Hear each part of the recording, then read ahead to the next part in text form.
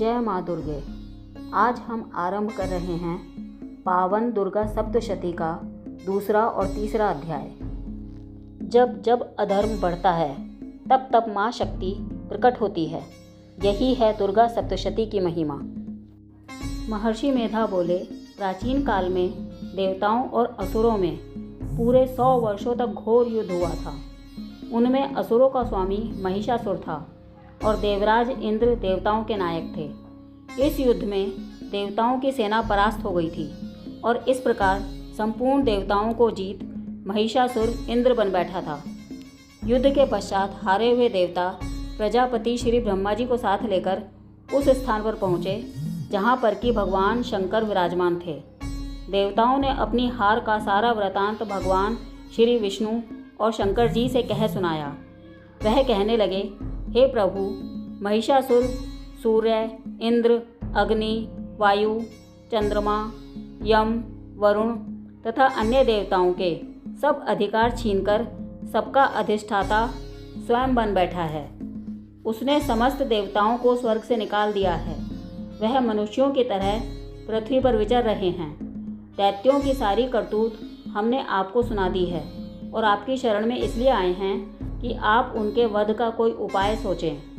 देवताओं की बातें सुनकर भगवान श्री विष्णु और शंकर जी को दैत्यों पर बड़ा गुस्सा आया। उनकी भौहें तन गईं और आंखें लाल हो गईं। गुस्से में भरे हुए भगवान विष्णु के मुख से एक बड़ा भारी तेज निकला और उसी प्रकार का तेज भगवान शंकर, ब्रह्मा और इंद्र आदि दूसरे देवताओं के मुख से प्रकट हुआ। फिर वह सारा तेज एक में मिल गया और तेज का पुंज वह ऐसे दिखता था जैसे कि जाज्वल्यमान पर्वत हो। देवताओं ने देखा कि उस पर्वत की ज्वाला चारों ओर फैली हुई थी और देवताओं के शरीर से प्रकट हुए तेज की किसी अन्य तेज से तुलना नहीं हो सकती थी। एक स्थान पर इकट्ठा होने पर वह तेज एक देवी के रूप में परिवर्तित हो गया और अपने प्रकाश से तीनों लोकों में व्याप्त जान पड़ा। वह भगवान शंकर का तेज था। उससे देवी का मुख प्रकट हुआ। यमराज के तेज से उसके सिर के बाल बने। भगवान श्री विष्णु के तेज से उसकी भुजाएं बनी। चंद्रमा के तेज से दोनों स्तन और इंद्र के तेज से जंघा और पिंडली तथा पृथ्वी के तेज से नितंब भाग बना। ब्रह्मा के तेज से दोनों चरण और सूर्य के तेज से उनकी उंगलियां पैदा हुईं और वसुओं के तेज से हाथों की उंगलियां एवं कुबेर के तेज से नासिका बनी। प्रजापति के तेज से उसके दांत और अग्नि के तेज से उसके नेत्र बने। संध्या के तेज से उसकी भौहें और वायु के तेज से उसके कान प्रकट हुए थे। इस प्रकार उस देवी का प्रादुर्भाव हुआ। महिषासुर से पराजित देवता उस देवी को देखकर अत्यंत प्रसन्न हुए। भगवान शंकर ने अपने त्रिशूल में से एक त्रिशूल निकालकर उस देवी को दिया और भगवान विष्णु ने अपने चक्र में से एक चक्र निकालकर उस देवी को दिया। वरुण ने देवी को शंख भेंट किया। अग्नि ने उसे शक्ति दी। वायु ने उसे धनुष और बाण दिए। सहस्त्र नेत्रों वाले देवराज इंद्र ने उसे अपने वज्र से उत्पन्न करके वज्र दिया और ऐरावत हाथी का एक घंटा उतारकर देवी को भेंट किया। यमराज ने उसे काल दंड में ले एक दंड दिया। वरुण ने उसे पाश दिया। प्रजापति ने स्फटिक की माला दी और ब्रह्मा जी ने उसे कमंडल दिया।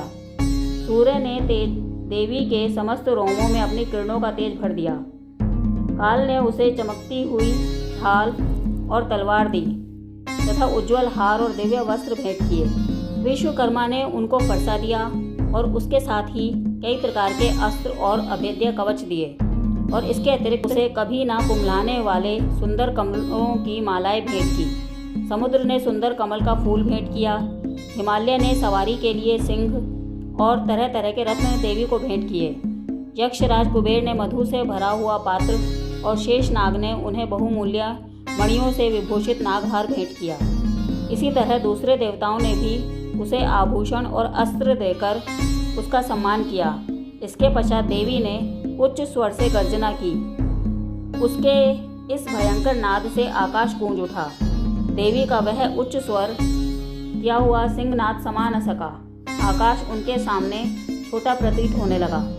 उससे बड़े जोर की प्रतिध्वनि हुई जिससे समस्त विश्व में हलचल मच गई और समुद्र कांप उठे। पृथ्वी डोलने लगी और सबके सब पर्वत हिलने लगे। देवताओं ने उस समय प्रसन्न हो सिंह वाहिनी देवी तुम्हारी जय हो। इसके साथ ही महर्षियों ने भक्ति भाव से विनम्र होकर उसकी स्तुति की। संपूर्ण त्रिलोकी को शोक मग्न देखकर दैत्यगण अपनी सेनाओं को साथ लेकर और हथियार आदि सजाकर उठ खड़े हुए। महिषासुर के क्रोध की कोई सीमा नहीं थी। उसने क्रोध में भरकर कहा, ये सब क्या उत्पात है। फिर वह अपनी सेना के साथ उस ओर दौड़ा जिस ओर से भयंकर नाद का शब्द सुनाई दिया था, और आगे पहुंचकर उसने देवी को ललकारा, जो कि अपनी प्रभा से तीनों लोकों को प्रकाशित कर रही थी।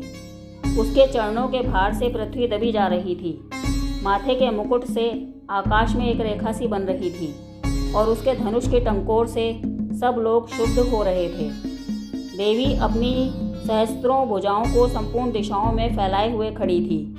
इसके पश्चात उनका दैत्यों के साथ युद्ध छिड़ गया, और कई प्रकार के अस्त्र शस्त्रों से सबकी सब दिशाएं उद्भाषित होने लगी। महिषासुर की सेना का सेनापति चिक्षुर नामक एक महान असुर था। वह आगे बढ़कर देवी के साथ युद्ध करने लगा, और दूसरे दैत्यों की चतुरंगिनी सेना साथ लेकर चामर भी लड़ने लगा, और 60,000 महारथियों को साथ लेकर उदग्र नामक महादैत्य आकर युद्ध करने लगा, और महाहनु नामक असुर 1 करोड़ रथियों को साथ लेकर असिलोमा नामक असुर 5 करोड़ सैनिकों को साथ लेकर युद्ध करने लगा। वाष्कल नाम असुर 60 लाख असुरों के साथ युद्ध में आ डटा। विडाल नामक असुर 1 करोड़ रथियों सहित लड़ने को तैयार था। इन सब के अतिरिक्त और भी हजारों असुर हाथी और घोड़ा साथ लेकर लड़ने लगे। इन सब के पश्चात महिषासुर करोड़ों रथों, हाथियों और घोड़ों सहित वहां आकर देवी के साथ लड़ने लगा। सभी असुर तोमर, बिंदीपाल, शक्ति, मूसल, खड्गों, फरसों, पट्टियों के साथ रणभूमि में देवी के साथ युद्ध करने लगे। कई शक्तियां फेंकने लगे और कोई अन्य शस्त्र आदि। इसके पश्चात सबके सब दैत्य अपनी अपनी तलवारें हाथों में लेकर देवी की ओर दौड़े और उसे मार डालने का उद्योग करने लगे। मगर देवी ने क्रोध में भरकर खेल ही खेल में सब अस्त्रों शस्त्रों को काट दिया। इसके पश्चात ऋषियों और देवताओं ने देवी की स्तुति प्रारंभ कर दी, और वह प्रसन्न होकर असुरों के शरीरों पर अस्त्र शस्त्रों की वर्षा करती रही।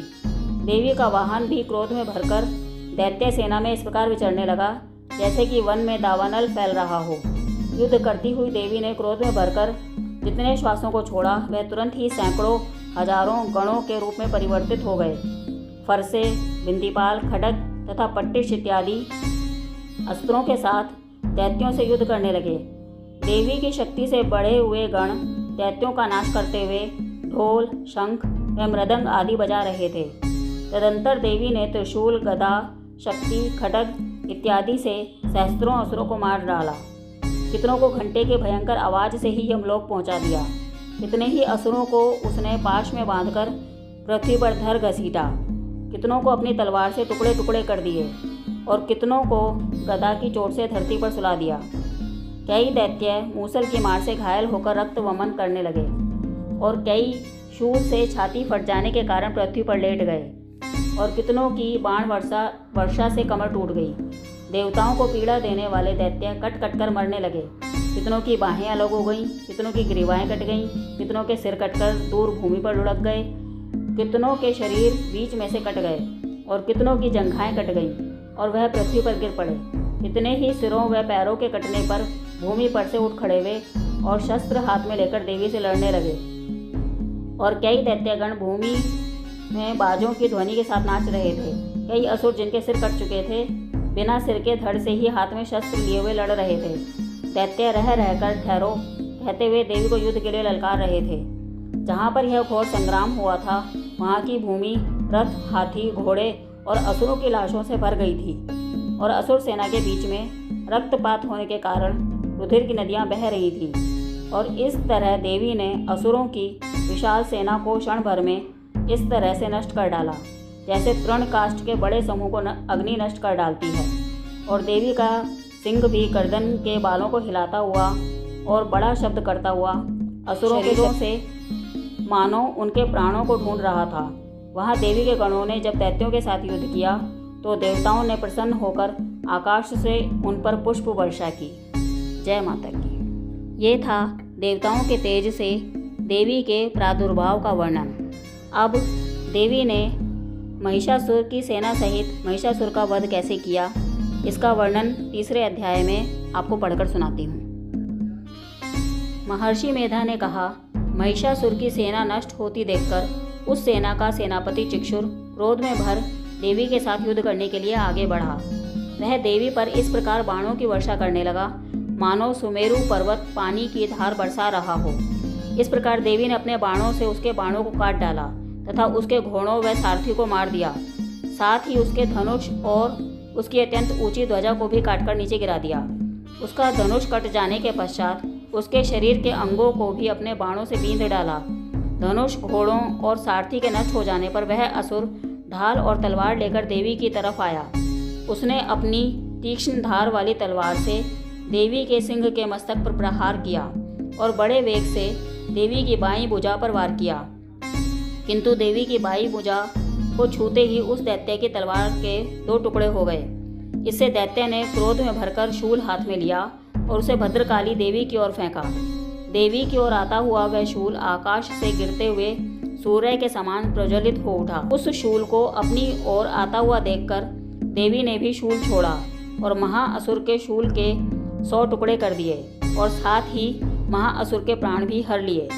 चिक्षुर के मरने पर देवताओं को दुख देने वाला चामर नामक दैत्य हाथी पर सवार होकर देवी से लड़ने के लिए आया और उसने आने के साथ ही शक्ति से प्रहार किया, किंतु देवी ने अपनी हुंकार से ही उसे तोड़कर पृथ्वी पर डाल दिया।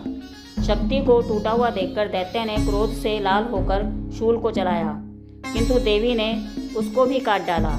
इतने में देवी का सिंह उछलकर हाथी के मस्तक पर सवार हो गया और दैत्य के साथ बहुत ही तीव्र युद्ध करने लगा। फिर वह दोनों लड़ते हुए हाथी पर से पृथ्वी पर आ गए और दोनों बड़े क्रोध से लड़ने लगे। फिर सिंह बड़े जोर से आकाश की ओर उछला और जब पृथ्वी की ओर आया तो उसने अपने पंजे से चामर का सिर धड़ से अलग कर दिया। क्रोध में भरी हुई देवी ने शिला और वृक्ष आदि की चोटों से उदग्र को भी मार दिया। कराल को दांतों, मुक्कों और थप्पड़ों से चूर्ण कर डाला। क्रुद्ध हुई देवी ने गदा के प्रहार से उद्यत दैत्य को मार डाला। बिंदीपाल से वाष्पकाल को, बाणों से ताम्र तथा अंधक को मौत के घाट उतार दिया। तीनों नेत्रों वाली परमेश्वरी ने त्रिशूल से उग्रास्य, उग्रवीर्य और महाहनु नामक राक्षसों को मार गिराया। उसने अपनी तलवार से विडाल नामक दैत्य का सिर काट डाला तथा अपने बाणों से दुर्धर और दुर्मुख राक्षसों को यमलोक को पहुंचा दिया। इस प्रकार जब महिषासुर ने देखा कि देवी ने मेरी सेना को नष्ट कर दिया है तो वह भैंसे का रूप धारण कर देवी के गणों को दुख देने लगा। उन गणों में कितनों को उसने मुख के प्रहार से, कितनों को खुरों से, कितनों को पूंछ से, कितनों को सींगों से, बहुतों को दौड़ने के वेग से, अनेकों को सिंहनाद से, कितनों को चक्कर देकर और कितनों को श्वास वायु के झोंकों से पृथ्वी पर गिरा दिया। वह दैत्य इस प्रकार गणों की सेना को गिरा देवी के सिंह को मारने के लिए दौड़ा। इस पर देवी को बड़ा गुस्सा आया। उधर दैत्य भी क्रोध में भरकर धरती को खुरों से खोदने लगा तथा सिंगों से पर्वतों को उखाड़ उखाड़ कर धरती पर फेंकने लगा और मुख से शब्द करने लगा। महिषासुर के वेग से चक्कर देने के कारण पृथ्वी शुद्ध होकर फटने लगी। उसकी पूंछ से टकराकर समुद्र चारों ओर फैलने लगा। हिलते हुए सिंहों के आघात से मेघ खंड खंड हो गए और श्वास से आकाश में उड़ते हुए पर्वत फटने लगे। इस तरह क्रोध राक्षस को देख चंडिका को भी क्रोध आ गया और वह उसके मारने के लिए क्रोध में भर गई। देवी ने पाश फेंक कर दैत्य को बांध दिया और उसने बंध जाने पर दैत्य का रूप त्याग दिया और सिंह का रूप बना लिया। और ज्यों ही देवी उसका सिर काटने के लिए तैयार हुई तो उसने पुरुष का रूप बना लिया जो कि हाथ में तलवार लिए हुए था। देवी ने तुरंत ही अपने बाणों के साथ उस पुरुष को उसकी तलवार सहित बींध डाला। इसके पश्चात वह हाथी के रूप में दिखाई देने लगा और अपनी लंबी सूंड से देवी के सिंह को खींचने लगा और गरजने लगा। देवी ने अपनी तलवार से उसकी सूंड काट डाली। तब राक्षस ने एक बार फिर भैंसे का रूप धारण कर लिया और पहले की तरह चर अचर जीवों सहित समस्त त्रिलोकी को व्याकुल करने लगा। इसके पश्चात क्रोध में भरी हुई देवी बारंबार उत्तम मधु का पान करने लगी और लाल लाल नेत्र करके हंसने लगी। उधर बलवीर्य तथा मद से क्रुद्ध हुआ दैत्य भी गरजने लगा। अपने सिंहों से देवी पर पर्वतों को फेंकने लगा। देवी ने अपने बाणों से उसके फेंके हुए पर्वतों को चूर्ण करती हुई बोली, ओ मूढ़, जब तक मैं मधुपान कर रही हूँ तब तक तू गर्ज ले, और इसके पश्चात मेरे हाथों तेरी मृत्यु हो जाने पर देवता गरजेंगे। महर्षि मेधा ने कहा। यूँ कहकर देवी उछलकर उस दैत्य पर जा चढ़ी और उसको अपने पैर से दबाकर शूल से उसके गले पर आघात किया। देवी के पैर से दबने पर दैत्य अपने मुख से बाहर आने लगा। अभी वह आधा ही बाहर निकला था कि देवी ने अपने प्रभाव से उसे रोक दिया। जब वह आधा निकला हुआ दैत्य युद्ध करने लगा तो देवी ने अपनी तलवार से उसका सिर काट डाला। इसके पश्चात सारी राक्षस सेना हाहाकार करती हुई वहाँ से भाग खड़ी हुई और सब देवता अत्यंत प्रसन्न हुए तथा ऋषियों महर्षियों सहित देवी की स्तुति करने लगे। गंधर्वराज गान करने लगे और अप्सराएं नृत्य करने लगी। जय माता की। ओम नमः चंडिकाय नमः। या देवी सर्वभूतेषु शक्तिरूपेण संस्थिता नमस्तस्यै नमस्तस्यै नमस्तस्यै नमो नमः। अगला अध्याय हम अगले वीडियो में लेकर आएंगे, इसलिए चैनल को सब्सक्राइब करना ना भूलें।